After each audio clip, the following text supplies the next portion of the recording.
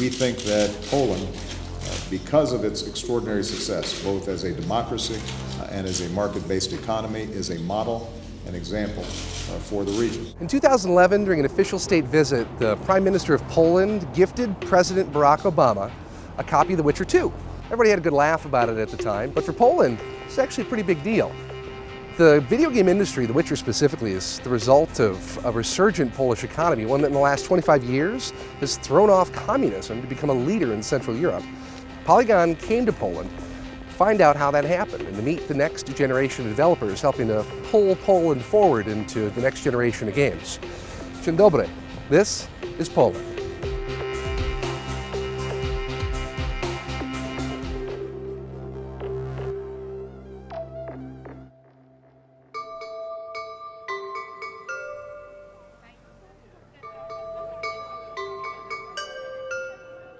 Throughout its history, Poland has been a little more than a broad, flat piece of land caught between more powerful neighbors. The Kingdom of Poland was established in 1025, and since then, the country's been divided no less than 4 times. At times, the country's been controlled by the Prussian Empire, the Austrian Empire, and the Russian Empire. Later, it would fall into the hands of Nazi Germany, and after World War II, Stalinist Russia. Today, Poland is independent and has been democratic for 25 years. The 1990s was a huge period of change for Poland. The transition from a planned economy to a free market economy happened virtually overnight. In '89, when basically it was like, okay, you know what, let's actually try to install democracy in that country, and hey, anything goes, you guys do whatever. So that was a literal explosion. There wasn't like a slow change from one kind of country to another. It was like that, and boom. Center of Warsaw, the first Burger King is opening. We are in the 3rd grade of high school, and we're like, meow, Burger King is opening. Before the 1989, there was a lack of everything, so you had to wait even for your toilet paper. Everybody had a video player, VHS player, and a computer. Even though, exactly at the same time, the only thing you could buy in a grocery store was vinegar. Poland has completely skipped the early consoles. We didn't have any Nintendo, any handhelds, any Sega. Was there anything before Sega Saturn?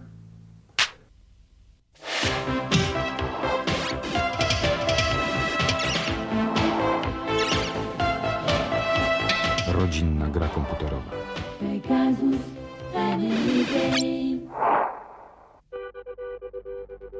In the 90s, gaming in Poland was not simple. None of the major consoles were here. You could play Nintendo games, but not on a Nintendo console, and sometimes they didn't work. The majority of gamers in Poland were PC gamers, but it was a challenge just simply getting the games to play. None of them were being localized for the Polish language, and publishers weren't lowering the prices for the depressed Polish economy. To be a gamer, you had to either be wealthy or get creative.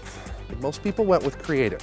If you wanted to buy a game, there was this market, flea market for games. There were like hundreds of stalls and people were selling games on diskettes.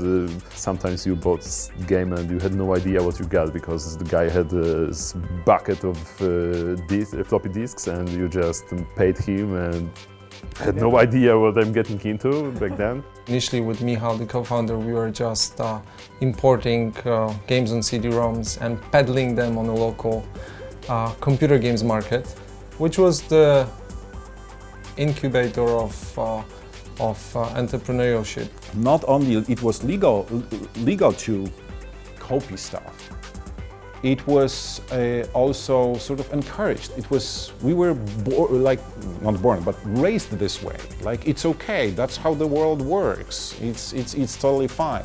I started from distribution because that was something I could get my hands on. I could do it myself. It was, yeah. And later on, I knew much more about the business, and I knew that production, that's where I would like to be and propose our own products. And then this creativity probably helped me to believe that we can actually do it. A handful of Polish entrepreneurs started cracking Western games to distribute in Poland, sometimes even with amateur localization, and they got good at it. One outfit, Warsaw company CD Projekt, got so good at it that they went legit. Suddenly we came up with an idea that Baldur's Gate was already released, and we thought, wow, it would be so great to have this phenomenal game localized to Polish. And this was a game which established totally new standards, because a regular game in Poland was selling at that time maybe 1,000–2,000 units. On a day one, we sold 18,000 units of Baldur's Gate, and it was just a blast. It totally opened the market. After a long and storied career of distributing games less than legally, CD Projekt's founders saw an opportunity to work with Western publishers to meet the growing Polish demand for games and entertainment. That's where The Witcher comes in.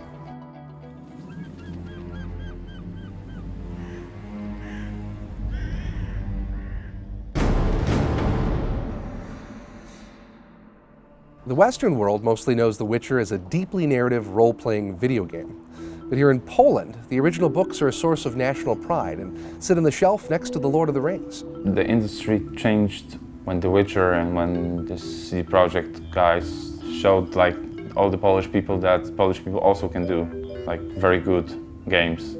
We have a strong involvement in growing the industry. I don't think we represent it as a whole. Yes, we are widely recognized in the world, but we are definitely not the industry. We are an important part of it, I would say it this way. We are often asked, what is the reason why actually Poland is producing so many games, and why are you guys, and most of them are good, so what happened, guys? Why Poland? And the thing is that I think we're hungry. We will still sort of mentally in the 80s when we want to get rich, basically, and we want to mean something to the world. So my generation basically is still after that, with their teeth and claws and everything. Poland's entry into the European Union in 2004 threatened to destabilize the country. Money and capital flowed in, but young, talented people flowed out. Recently, that started to change. Government tax breaks, as well as legislation aimed at seeding startups with government money, have helped to stabilize the economy and increase the pace of change of Poland into a tech-focused powerhouse. The kids right now, they are completely different. They are part of the global society. They have Facebook, they have iPhones. But at the beginning, no one was sharing the knowledge. There were no meetups, there were no, I don't know, forums to speak about game development. We've just matured, and to a certain extent it's easier with many things, it's calmer.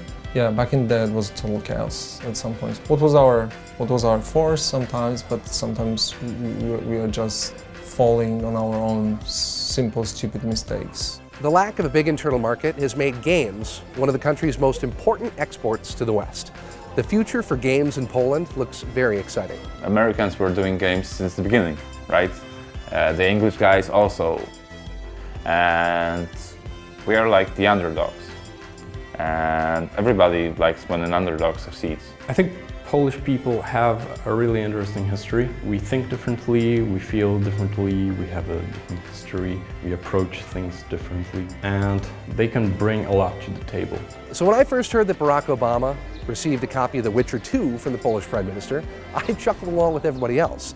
But since I've been here in Poland and I've seen how important that story and the games industry is to the Polish people, I realize how sincere a gift it really was.